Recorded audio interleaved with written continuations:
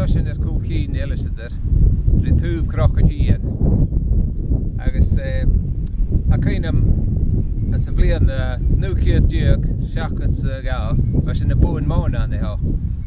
Agus rád gachaí sála gur úileach mína na archeolus báint mí na chláiche mar sin agus chun mi céiste mar ma dúin.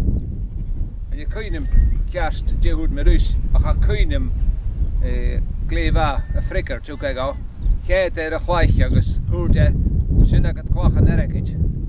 Agus nuair san dhí sé stóirí gama ingadach ver a nearah a chráteach in mas de bhuas neolach achas in a marisidir fer rá crochan bheis na clóch man na chláiche bheit sin agus tháinig a tarsan sé fóchtin créa agus chréiche na fóchtin créa a bheit sin rí cúteirich in na réitin agus sin cemar thuair a chláich den herem clochan ericiid.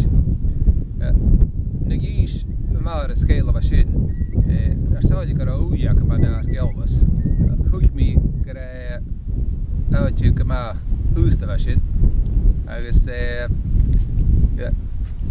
cead be an úne steo sin raimín be an clóch ag or na chláiche agus thuair mí sia séidin wat níanú alhaid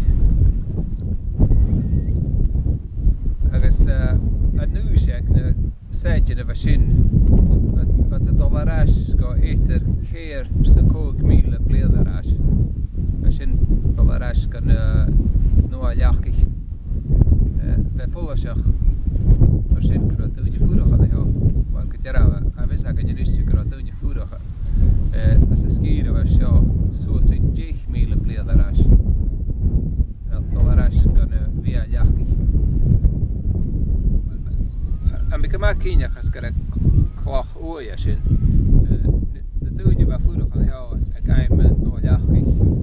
Bhí at cara uair a tíolcú cúteirich cútramach gaibhsan an cíiste chláiche agus bhí a fágal na póchtin agus na séidin rí túba chláiche uai. Sin an cruitiú a bhachcha.